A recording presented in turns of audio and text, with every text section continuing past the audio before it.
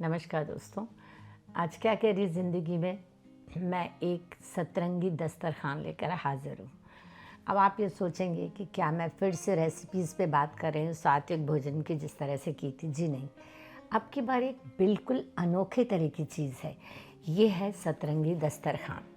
सतरंगी दस्तरखान में केवल ये नहीं बताया गया है कि क्या क्या चीज़ें उस समय बनती थीं या उस समय खाते थे लोग। बहुत पुरानी बात भी नहीं है, अभी हाल ही के लेखक भी हैं, कुछ मतलब जानकार हैं, कलाकार हैं, साहित्यकार हैं।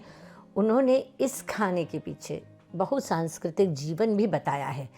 इसका संपादन किया है सुमना रॉय और कुणाल रे ने। संपादन मीन्स आप समझ गए होंगे, 6-7 लोगों को उन्होंने जोड़ के उनसे पुराने खान पान के बारे में पूछा और उस खाने के पीछे की स्टोरी क्या है ये भी तो हमें जानना ज़रूरी है।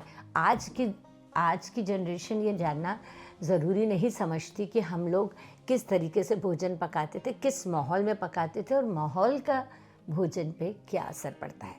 चूँकि इसमें कई राइटर, साहित्यकार वगैरह जो हैं अलग अलग भाषा में उन्होंने लिख के अपनी चीज़ें दी हैं, तो उसका अनुवाद जो है वंदना राग जी ने और गी चतुर्वेदी जी ने किया है। तो मैं आपको नाम बताती हूँ कि किन किन लोगों ने इसमें अपना अनुभव बताया है।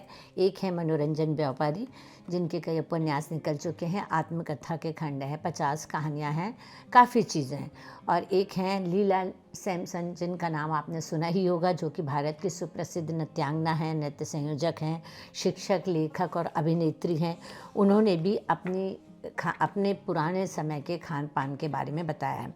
फिर हैं आशुतोष भारद्वाज, द्विभाषी लेखक हैं, पत्रकार हैं, साहित्य की दुनिया में भी दखल रखते हैं और किताबें अच्छी उन्होंने लिखी हैं। उन्होंने भी हमें अपने जो उन्हें व्यंजन पसंद थे उसके पीछे की हिस्ट्री बताई। दामोदर मावजो ज्ञानपीठ पुरस्कार से सम्मानित लेखक हैं। उन्होंने कोंकणी में 20 से अधिक कहानी संग्रह और उपन्यास लिखे हैं और उन्होंने भी अपनी जीवन शैली के साथ उपजे भोजन को उन्होंने बहुत अच्छा डिस्क्राइब किया। आपको कई चीज़ें इतनी इंटरेस्टिंग लगेंगी कि मैं अपने बचपन में पहुंच गई थी कि अरे ऐसा तो हम भी करते थे। फिर हैं कलापिनी कोमकली, जिनको सब जानते हैं, कुमार गंधर्व जी की पुत्री हैं और बहुत अच्छी शास्त्रीय संगीत की गायिका भी हैं और उन्होंने अपना तरीका बताया। जया जेटली जी को कौन नहीं जानता, वो बुनकरों के साथ मिलकर काम करती हैं। तो उस काम के बीच में वो जो भी भोजन गांव में, देहात में उनको जो प्राप्त होता था, किस तरीके से प्राप्त होता था, क्या था, उसके लिए उन्होंने पूरा ध्यान रखा और उस चीज़ को छोटी सी छोटी बात को नोट करके इस पुस्तक में दर्ज करवाया। अमनदीप संधू, जो कि राउरकेला उड़ीसा में पैदा हुए हैं, उन्होंने अब बेंगलोर में रहते हैं आजकल। उनकी बहुत सारी किताबें आई हैं, सब मतलब उन्होंने भी अपना थोड़ा बचपन का जो टच है वो सारा बताया। कल्याणी दत्ता भी एक लेखक, अनुवादक हैं। नीलम मानसिंह चौधरी को आप सब जानते हैं कि वे प्रसिद्ध नाट्यकर्मी और निर्देशक हैं और चंडीगढ़ में रहती हैं। वंदना राग को हम सभी जानते हैं, हमारे मध्य प्रदेश को भी बिलोंग करती हैं और द्विभाषी लेखक, अनुवादक हैं, संस्कृत कर्मी हैं और उनकी कई किताबें भी आ चुकी हैं। गी चतुर्वेदी हिंदी के सबसे ज़्यादा पढ़े लिखे जाने वाले समकालीन लेखकों में से एक हैं। उनकी कई कृतियाँ हैं, उन्हें कई सम्मान मिल चुके हैं और इन दिनों आजकल वो भोपाल में रहते हैं। कुल मिलाकर इन सब की पूरी एक टीम बन गई। और ये टीम कैसे बनी, संपादकों ने बताया कि जैसे हम इस बात को ठीक नहीं समझाया जा सकता कि हमें विविध आस्वादों वाले व्यंजनों को खाने की इच्छा क्यों होती है। उन लोग की है oneeating.in, ये एक पत्रिका इनकी निकली। फिर उसके बाद इन्होंने सोचा कि हमेशा तो भोजन पे बात करते हैं, लेकिन कभी भोजन के पीछे का लॉजिक क्या है, किस तरीके से भोजन का वो किया जाता था।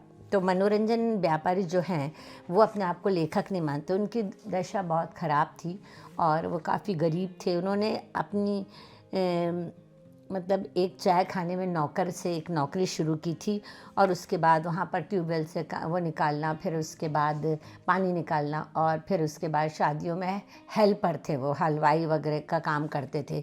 फिर एक दिन ऐसा आया कि हलवाई चला गया, तो कई बार तो उन्हें पैसे भी नहीं मिलते थे। हलवाई चला गया तो फिर उन्होंने एक दिन कोशिश की, तो उन्होंने अपने उसका मतलब उपयोग किया और खुद हलवाई का काम किया और बहुत अच्छा बन गया। सब लोग बहुत खुश हो गए और उनको अछूत की श्रेणी में भी लिया गया। और वो जिस समारोह में गए थे वहाँ पर सब काम करने के बावजूद भी उनको पैसा नहीं दिया गया। उन्होंने ये भी लिखा कि मैंने झूठ नहीं बोलूँगा कि मैंने कभी कभी भोजन चुराया है। तली हुई मछलियाँ, घी, धपका, भात, काजू, किशमिश, नारियल और भी बहुत कुछ। ये मतलब एक भोजन के पीछे आगे की पूरी स्टोरी चल रही है।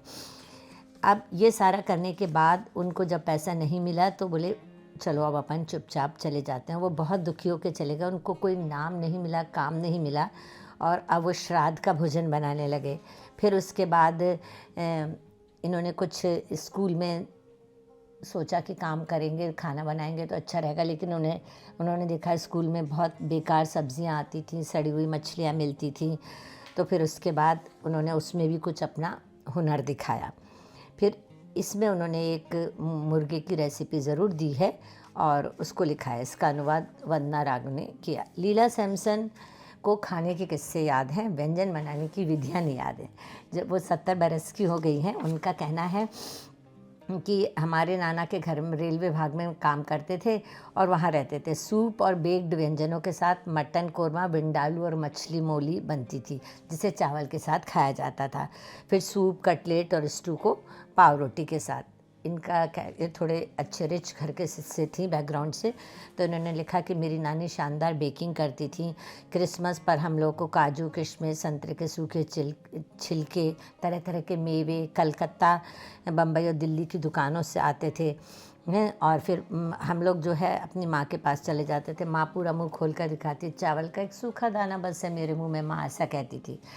फिर इनकी माँ का कहना है कि मेरी शादी जल्दी हो गई थी और इनके पिता जो थे ये नौसेना में लेफ्टिनेंट थे।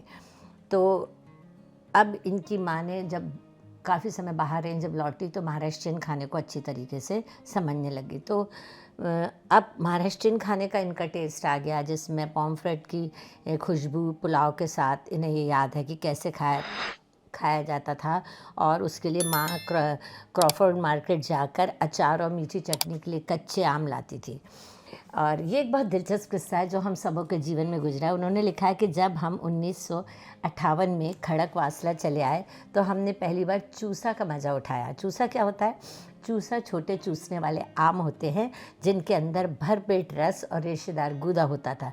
माँ आमों की आमद के बाद हमारे कपड़े उतरवा देती थी और सिर्फ चड्डी पहनकर हम बच्चे अपने पुराने बाथ टब में भरे हुए आमों को धूप में बैठकर मन भर चूसा करते थे। तो ये सब मुझे याद है, उनका ऐसा कहना है। फिर लीला सैमसन ने बताया कि जब वो बाद में 10 बरस की हुई तो वो चेन्नई आ गई और एक आश्रम में चली गई जहाँ पर उन्होंने पॉरेज और टोस्ट खाना वहाँ भूल गई। वहाँ शाकाहारी खाना खाने लगी, भरतनाट्यम सीखने लगी और वहाँ पर वो पोरियाल, सांबर, रसम, कुज़हाम्बू, पायसम की दुनिया में और चावल के माड़ वगैरह ये सब पूरी तरीके से वो खाने लगी। इसमें कुछ अच्छी तस्वीरें भी हैं जो आपको इस किताब को ऑथेंटिक बनाती हैं। अब एक ये बताया जाता था कि एक नृत्यांगना को अपने जीवन में से किस चीज़ को हटा देना चाहिए, जैसे सफ़ेद चावल, सफ़ेद मैदा, सफ़ेद चीनी, सफ़ेद नमक।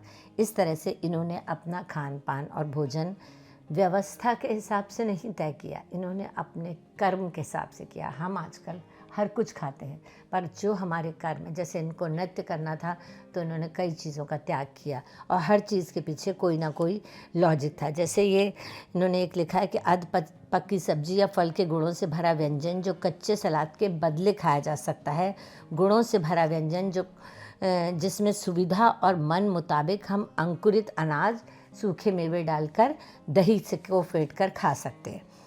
तो जो नृत्य में उनको एनर्जी मिलती थी वो इन चीज़ों को खाने से मिलती थी। फिर इसके बाद ये दिल्ली आ गई तो तब इन्हें क्या होता था, हर समय वो भोजन नहीं मिलता था जो वो चाहती थी। तो फिर उन्होंने अपनी रसोई के लिए बर्तन खरीदे। फिर उसके बाद सामने वाली जो थी वो उसके साथ खिड़की से वो लोग दोनों एक दूसरे को भोजन के बारे में बताती थी, अब ये डालिए, अब ये करिए। और इसके बाद धीरे धीरे इन्होंने खाना जो है बनाना सीखा, राजमा चावल वगैरह दिल्ली का भोजन। मतलब ये ऑल ओवर इंडिया में घूमी और हर भोजन बंगाली मार्केट भी गई ये।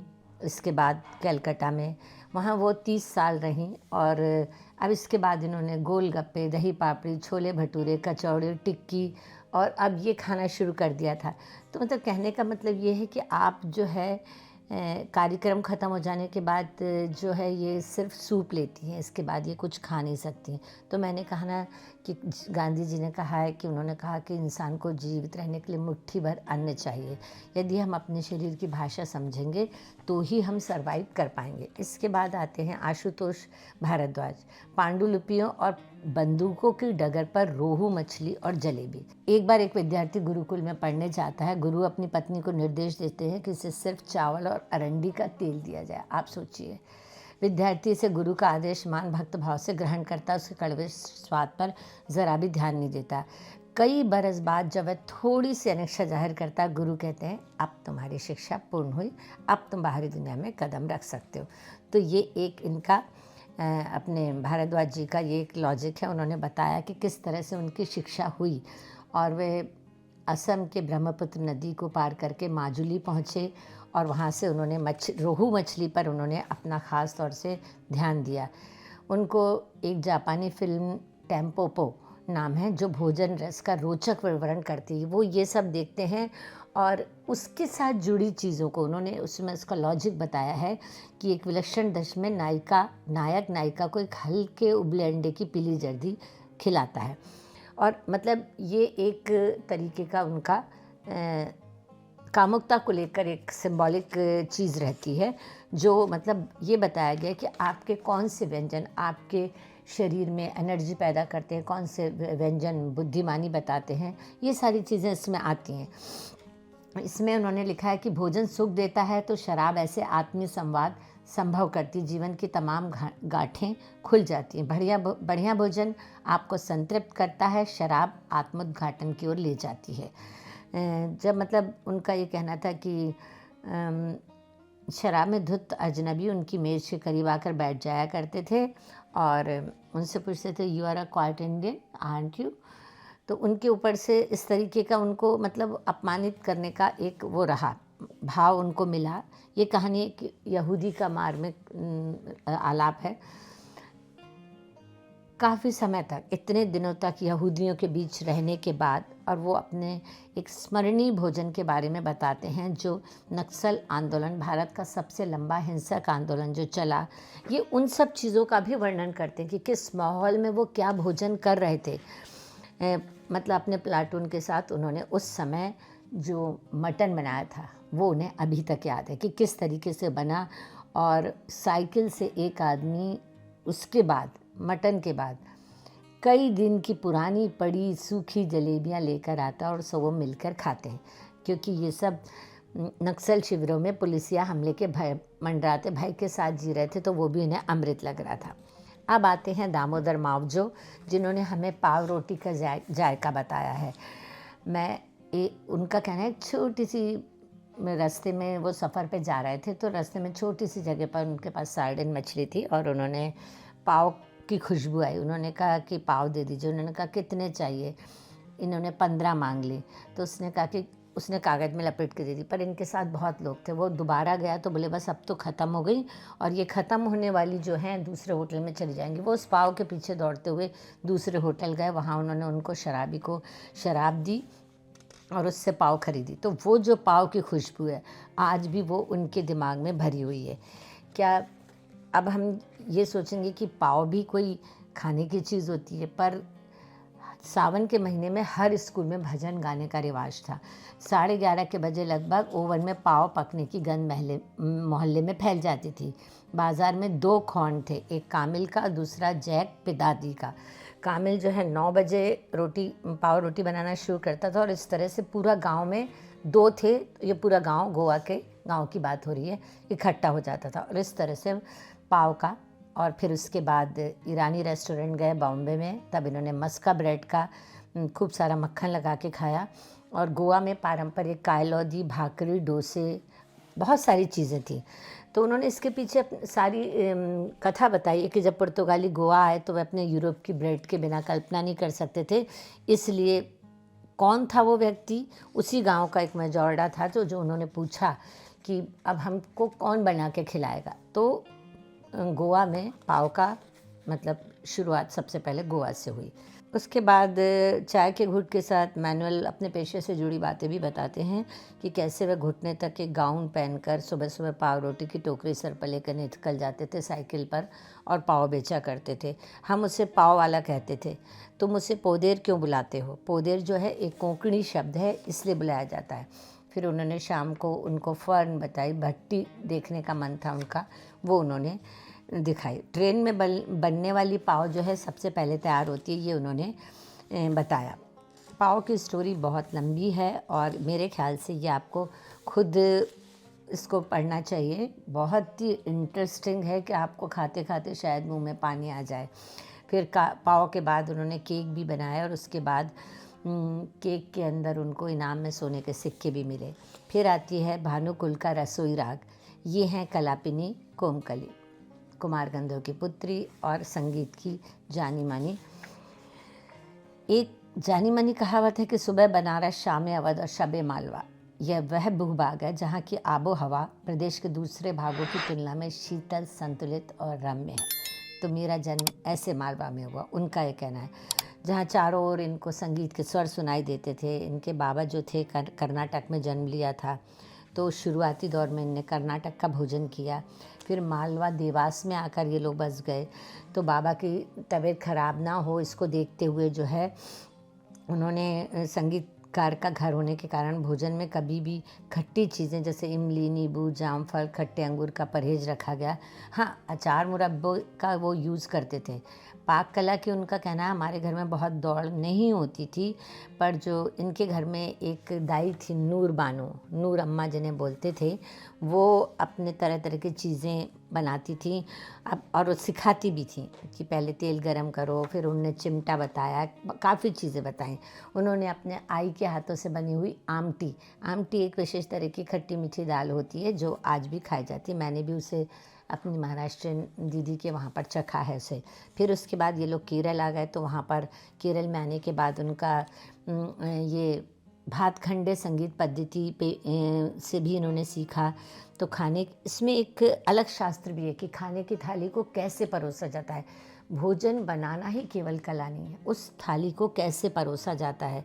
जैसे किस तरफ नमक रखा जाएगा, किस तरफ सब्जी रखी जाएगी, करेला हो, कटहल हो, मद्रासी रसम हो, ज्वार बाजरे की रोटी हो, किकोड़े, बंगाल का बैंगन भाजा, सब वहाँ पर उनको हर चीज़ दी जाती थी और हर चीज़ को खाना पड़ता था। उनका ये कहना है, मैंने भोजन बहुत नहीं बनाया, पर मैंने हर तरीके का भोजन देखा, हर तरीके का भोजन खाया। चपाती भी खाई और एक कडेले बोलते हैं जिसको हमारे तरफ शायद वो बोलते हैं कल्ला, कल्ला बोलते हैं, इसको इन लोग कडेले बोलते हैं। मिट्टी का बारीक छेद वाला तवा होता है, उस पर फुलके बनाए जाते थे और आमटी दाल चावल के साथ ये लोग खाते थे। और जब देवास छोटा शहर था, ठंड के मौसम में जब टमाटर बहुत आते थे तब उसकी टोमेटो सॉस बनाकर बच्चों को दी जाती थी। इसके बाद मतलब बहुत ही सारी चीज़ें हैं, मैं आपको क्या क्या बताऊं। आलू की सब्जी, चटनी, दूध में आटा गूंद कर बनाई गई नरम चपाती, दही चावल जिसे बुत्ती कहा जाता था, मक्खन से मुलायम मूंग की इडली, ये सब बनाया जाता था। आप इनके चित्र भी देखिएगा। और भारत में जो है 1984-85 के दौरान बम्बू खिला था। यह बम्बू जो है 40 साल में केवल एक बार ही फूल खिलते हैं और इसे बांस के चावल कहा जाता है और ये औषधीय युक्त होते हैं। तो बम्बू के चावल किसी ने खिलाया तो उसकी फिर खीर बनाई गई थी। फिर जैसे धीरे धीरे इन्होंने सब चीज़ सीख ली, रोटी, आमटी, पूरन पूली, चकली, सोल कड़ी आदि, और ये अपने हाथ से भोजन बनाने लगी। अब आती हैं जया जेटली। जया जेटली को आप सब जानते हैं, वो ज़्यादातर गांव में अपने कारीगरों के साथ रहती हैं, अपने बुनकरों को काम देती हैं, उनके साथ काम करती हैं। तो सादे खाने में उनके थाली में बड़े आकार की रोटियां, कटोरे में भरी दाल, खूब सारा मक्खन, हरी मिर्ची, छाछ हुआ करता था और सब इतना ताज़ा मिलता था कि उसे दोबारा गर्म करने की ज़रूरत नहीं पड़ती थी। और अब तो खैर वो कह रही हैं कि अब तो उसकी जगह पर स्टील की थालियों ने जगह ले ली है। फिर भी 3 खासे मोटे बाजरे के रोटले के साथ हरी मिर्च और प्याज एक साथ पकाकर सब्जी विहीन इलाके में सब्जी का आभास दिया जाता है, क्योंकि कई जगहों पर वो नहीं मिलती। और कोको कोला की इनको ज़रूरत महसूस होती थी, जो उन्होंने बाद में अपनी कम कर दी। और काफ़ी सारे जो उत्सवी इनके दस्तकारी के जो काम थे, टोकरे, ये सारी चीज़ें खाने के समय में भी घास से बुनी टोकरियों को लेकर इन्होंने तय किया कि गांव-गांव जाकर कारीगर औरतों के बीच बात रखूंगी, और ये करते करते उन्होंने वहाँ का भोजन भी अडॉप्ट करना शुरू कर दिया। वहाँ की औरतों को बहुत मज़ा आता था। इसका कवर पेज भी कुछ ऐसे ही है कि बहरहाल औरतों को खूब मज़ा आ रहा था, और वो ये बीच बीच में उन्हें आइसक्रीम और ब्रेक का इंतज़ार करती थी। उनको आइसक्रीम खाना बहुत अच्छा लगता था।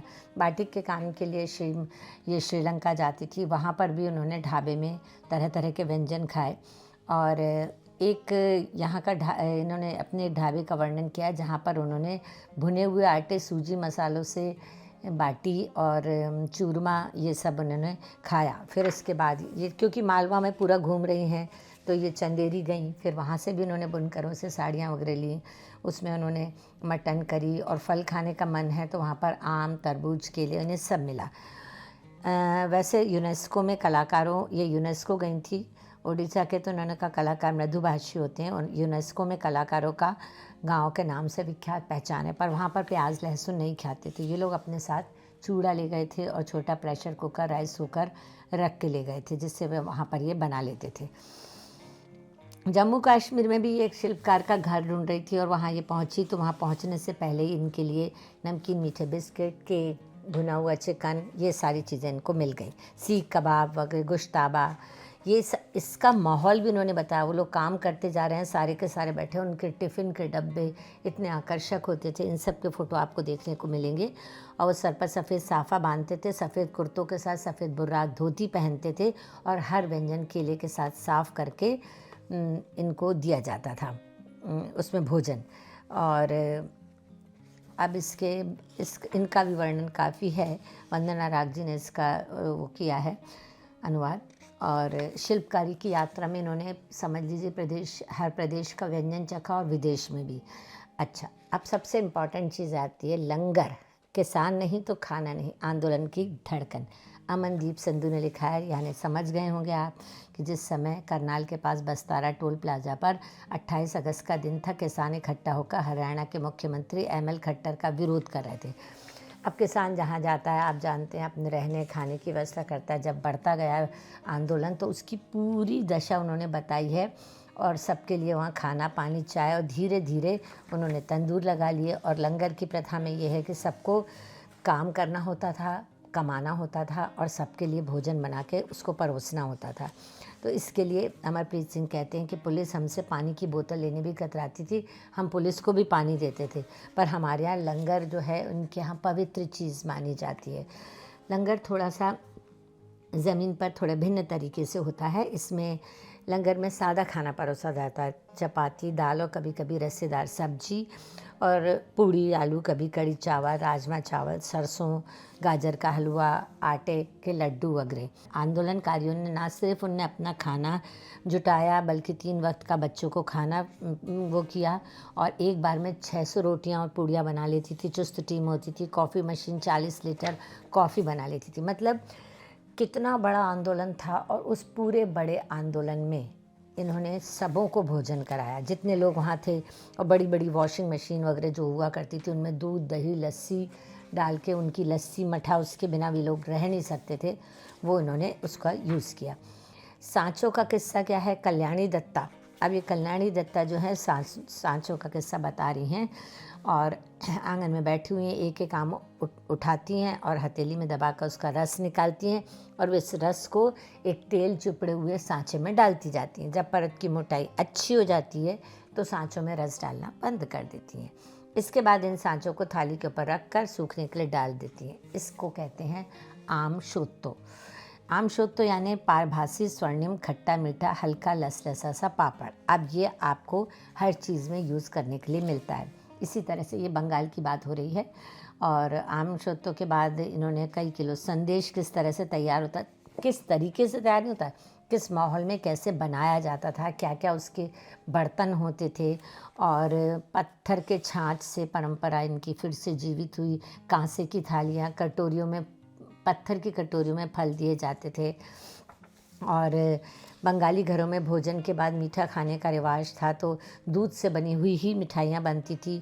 तो जिसमें उनकी माँ हमेशा लिखती थी, उनका एक लेटर भी इसमें दिया हुआ है इन कि क्या क्या मतलब कैसे लिखा जा, मतलब खाने के बारे में ही उन्होंने उस पर बात की है।